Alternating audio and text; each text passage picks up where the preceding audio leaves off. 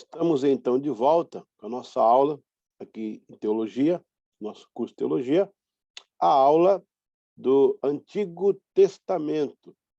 Nós já tivemos a primeira aula, agora é a segunda aula. Você está no curso de teologia, no módulo 1, a matéria 3. Já lecionamos introdução à teologia, já lecionamos bibliologia e agora vamos ter o Antigo Testamento. Já é a segunda aula agora.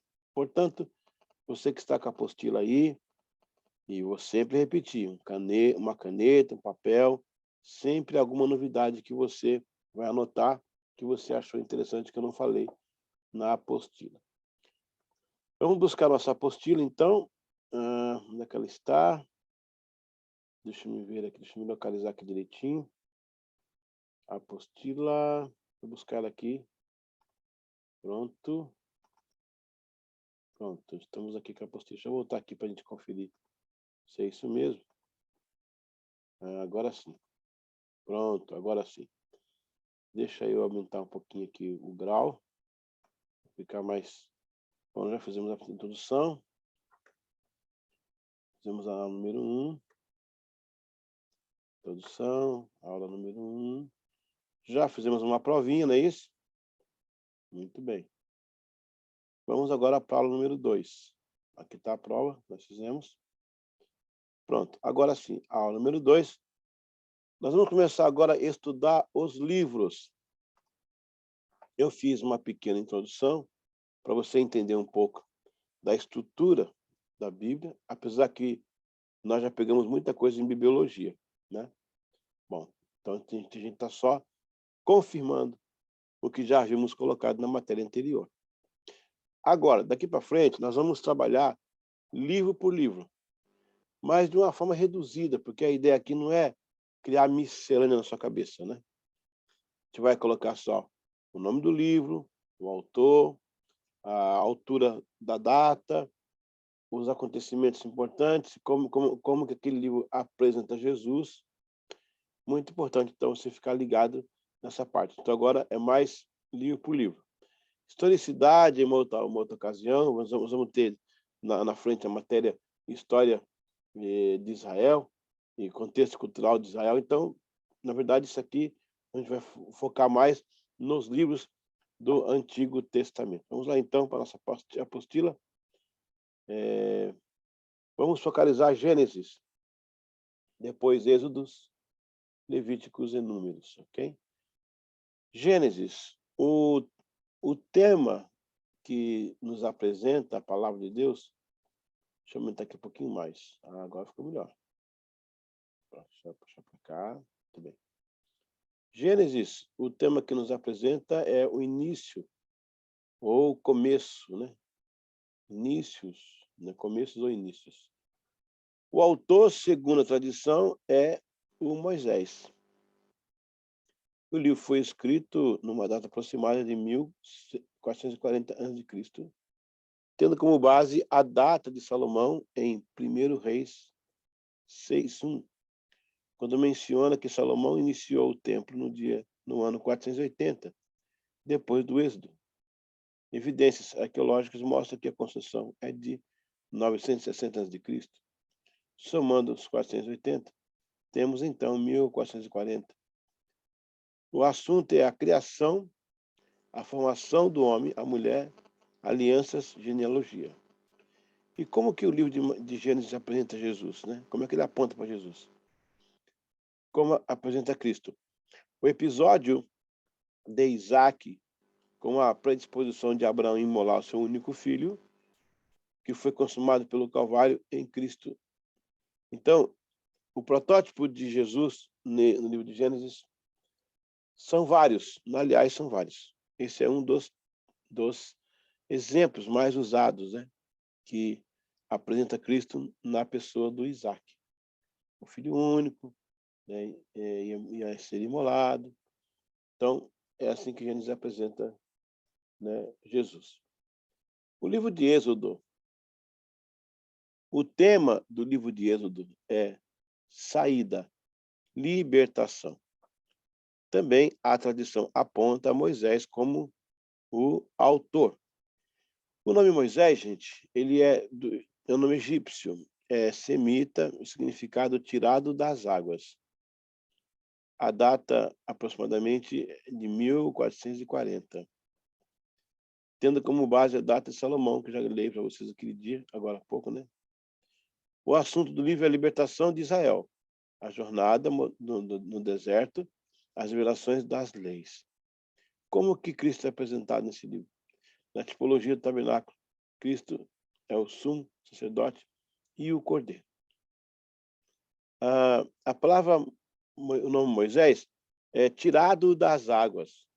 Literalmente, né? Moisés entrou pelo Mar Vermelho, saiu tirado das águas também. Aconteceu isso quando ele era pequeno, ele estava num cestinho betumado, a filha de Faraó viu aquele menino, trouxe, tirou e disse, olha, isso aqui foi achado nas águas, portanto, das águas foi tirado. O nome desse era Moshe, ou Moisés. Mas depois da vida adulta, né, quando passa tudo, Moisés liberta o povo do Egito, ele também é tirado das águas, ele passa pelo Mar Vermelho, e Deus não deixa ele lá não, e honra o nome dele. Interessante isso, né? E o Êxodo, então, tem a questão da saída do povo de Israel. Também vai ter Cristo representado no tabernáculo. Na verdade, gente, eu estou trazendo só um exemplo, né? Jesus, por toda a Bíblia, está sendo indicado, apontado para ele, os povos, nações, os livros poéticos, profetas de lei, todos apontam para Jesus, que é o final, né? Ele é o final, ele é o começo e o fim, por causa disso, ó. No começo, ele era a palavra. Haja, aconteça, apareça. No final, ele fecha com chave de ouro também, tudo centrado nele. Então, o Êxodo, ele traz essa conotação a respeito, né, de Moisés e também do que ele pregou em relação a Jesus, que era uma revelação daquela antiguidade. O livro de Levíticos. O tema de Levíticos é santidade ao Senhor. Moisés foi o autor deste livro também, segundo a tradição. A data se aproximada, 1455, antes de Cristo, né, gente? O assunto é a vida de santidade aplicada à vida humana, os cerimoniais e todo o relacionamento de Deus ao seu povo, com base no amor acima de todas as coisas. O título do livro em hebraico é Vaikra. Vaikra. Significa, e ele chamou, Vaikra. Uma curiosidade é que este foi o primeiro livro usado para o ensino das crianças. Como esse livro apresenta Cristo para nós?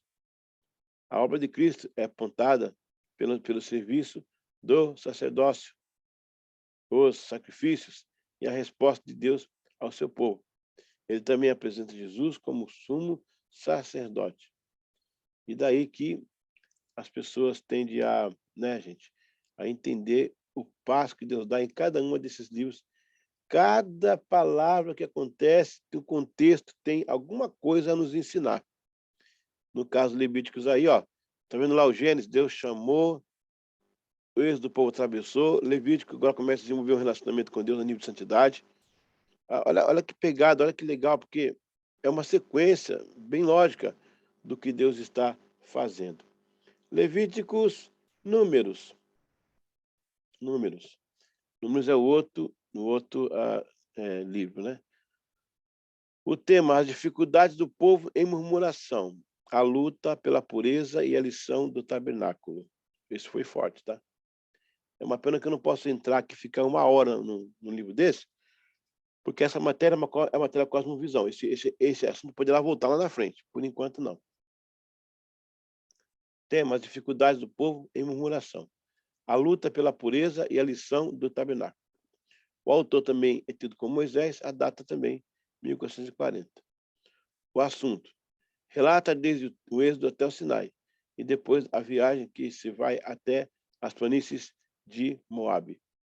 O livro de Números possui duas divisões principais. A seção contendo instrução enquanto ainda no Sinai, e B, a viagem que destrói, a viagem do deserto, como o que eles passaram no deserto, né?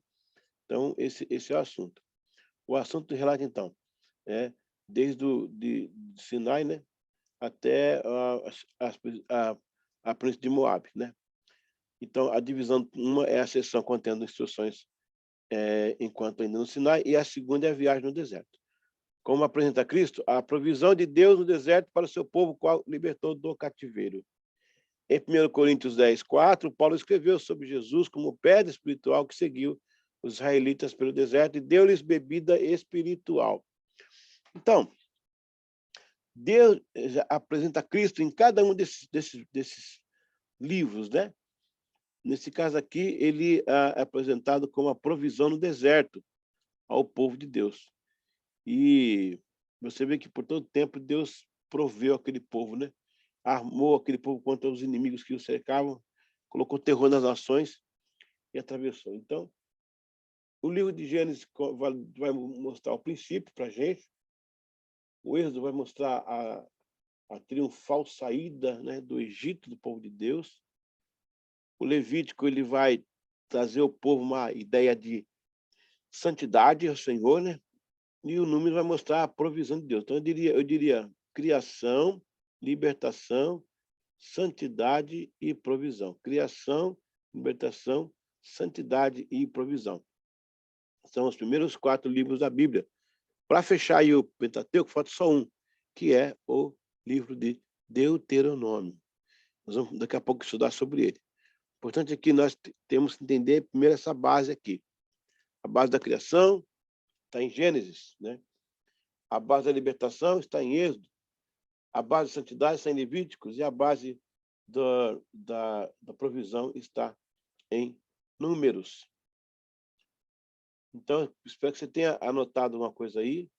Vamos continuar aqui nos deuterocanônicos e apócrifos. A composição do cânon do Antigo Testamento iniciou-se modestamente com a iniciativa de Esdras em 538 a.C. Lembra depois do cativeiro, pessoal? Então, o Esdras começou a trazer as leis para ser falada e o pessoal abraçou. Depois veio a restauração e muitos eruditos, estudiosos, lideraram o processo de formação do cânon. O termo cânon significa regra ou vara de medir. Também apareceu no cenário mundial apenas em 367, quando Atanásio salientou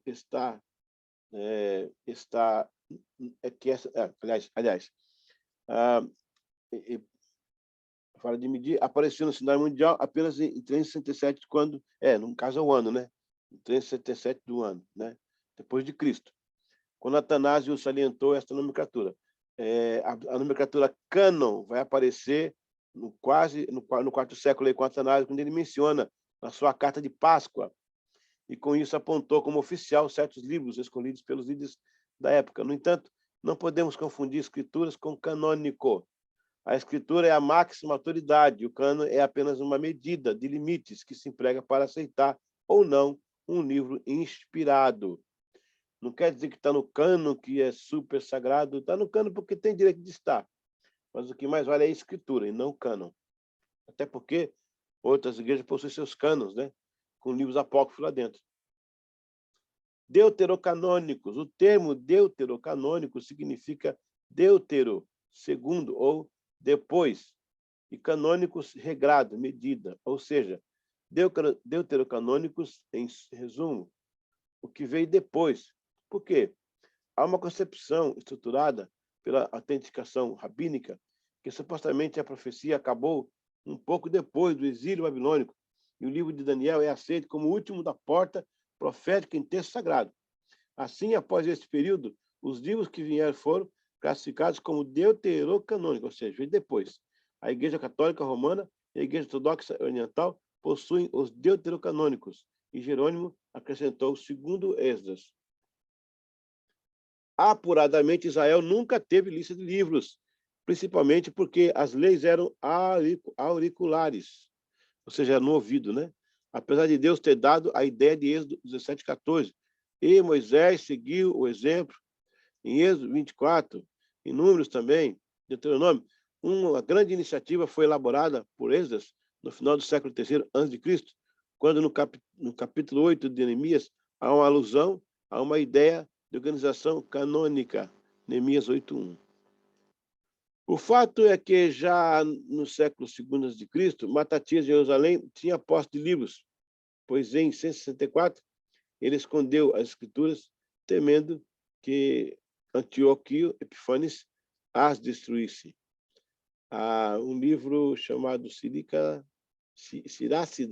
Sirácida, do ano 132 depois de Cristo, antes de Cristo, um livro há 2 séculos de Cristo, que cita ter a Bíblia hebraica 2 partes organizadas, a lei e os profetas, ainda outros livros. Quer dizer, essa escrita Sirácida,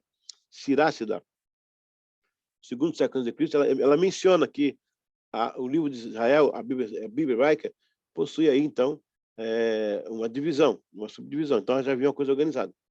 Flávio José, reconhecido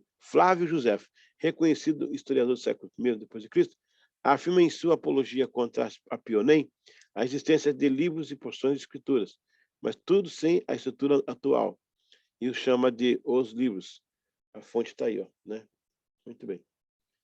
Deus sempre providenciou alguém com extremo cuidado para reunir esses livros. Porém, sabendo Deus de antemão que em algum momento iriam se perder, providenciou que ao longo da história escribas, copistas, sacerdotes. Então, veja bem, Deus providenciou para que o cuidado com as escrituras fosse extremo. E levantou aí profissionais, pessoas do ramo, deu dons aos homens para escrever, para que mantesse coesa a ideia central do que se propagava através da Bíblia, né? Então, Deus sempre providenciou alguém com extremo cuidado para reunir esses livros. Porém, sabendo Deus de antemão que em algum momento iriam se perder, providenciou que ao longo da história escribas, copistas, sacerdotes fizessem o trabalho de transmissão, como foi o caso dos essênios, posteriormente os amanuenses e os massoréticos. O grande feito da Septuaginta definitivamente recolheu tudo o que podia para editar a Bíblia hebraica em grego. Até aquela altura, os livros, as porções, as escrituras tinham sido cuidadosamente guardadas, embora ainda não fosse um cânon amplamente reconhecido. Muito bem. Mesmo depois da Septuaginta do século II a.C., ter sido, de fato, provocada por um cânon da agregação de livros, houve, no primeiro século depois de Cristo, a reunião de Jamia, com o ato de que caminhar para o estabelecimento e reconhecimento do cânon. Neste encontro constou na pauta um debate sobre fundamentos para a autoridade rabínica. Naquele encontro, os outros livros foram recolhidos sob a designação dos escritos salmos, Jó, Eclesiastes, Cantares, Ruth, Esther e Daniel. Então, agora vamos para os livros, ainda continuando os canônicos e os apócrifos, né? Foi o rabino Yohanan ben Zakkai que impulsionou essa reunião, motivando pelos estragos feitos por Roma em Jerusalém e para preservar as escrituras. Os que participaram desta reunião foram devotos da Torá, fariseus, ortodoxos, mestres e doutores da lei. Outro impulso foi o fato da igreja, que era uma ameaça, segundo os judeus, usava a Septuaginta como base tecnológica. Temendo a destruição política por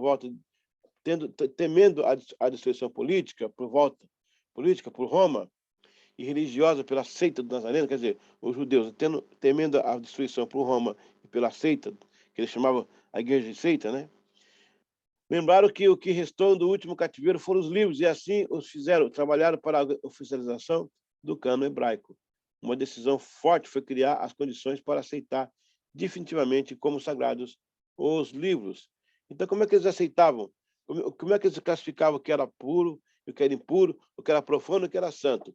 Eles decidiram considerar como textos canônicos do judaísmo apenas aqueles cujos originais tivessem sido escritos no idioma da língua hebraica, que tivessem sido confeccionados dentro dos limites da Terra Santa, dos limites, e que fosse mais perto da época dos Esdras. Então, as condições para o livro na Torá se tornar um livro do cânon bíblico, ele tem que ter essas 3 características aí. Ó. Primeiro, tem que ser o mais perto do original, ali, ó, mais perto da língua hebraica.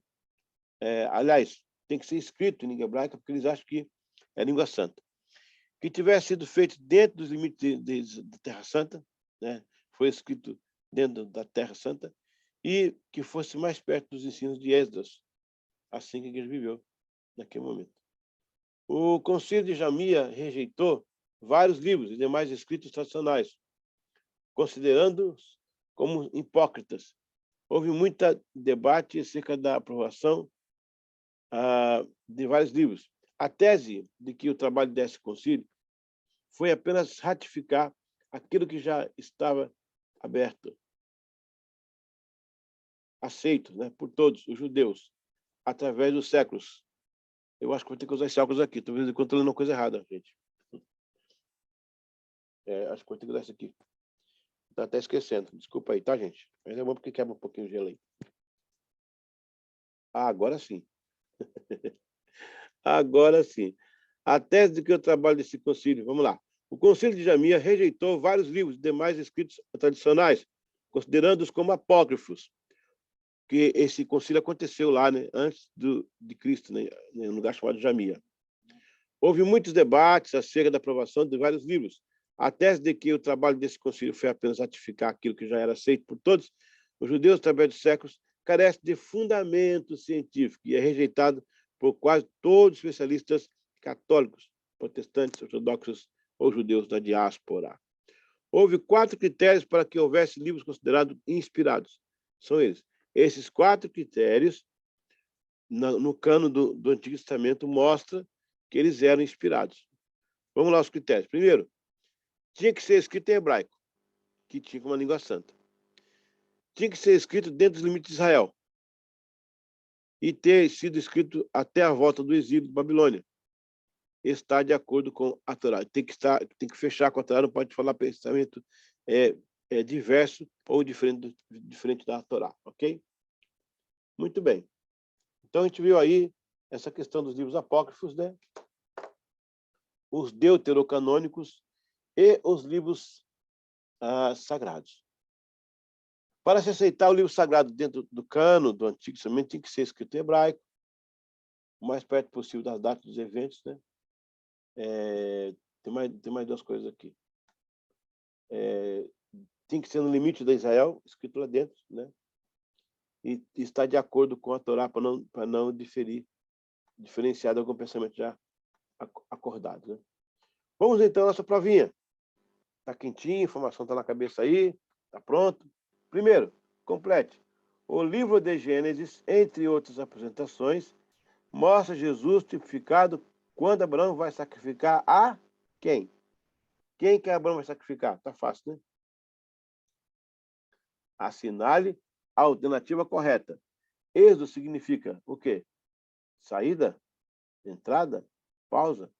A, saída. B, tradicional.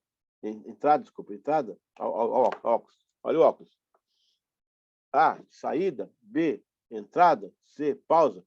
O que o êxodo significava? Se for saída, coloca 2A. Se for entrada, coloca 2B. Se for pausa, coloca 3C. Falso ou verdadeiro? A frase mais significativa do livro de Levíticos é santidade ao Senhor. Sim. Aliás, falso ou verdadeiro? Coloca F ou coloca V. Sim ou não? O livro de Sofonias está alocado nos profetas maiores. O livro de Sofonias está alocado dentro dos profetas maiores. Se for sim, coloque sim. Se for não, coloque não. Eu creio que você terá feito uma grande prova para o reino de Deus. Muito bem, pessoal. Desculpa aí algumas coisas que eu li errado, estava sem meu óculos, mas agora deu certo. Vamos agora para a terceira aula. Você está no módulo 1, na matéria 3, que é o Antigo Testamento. Te vejo daqui a pouco para a terceira aula. Não sai daí, não.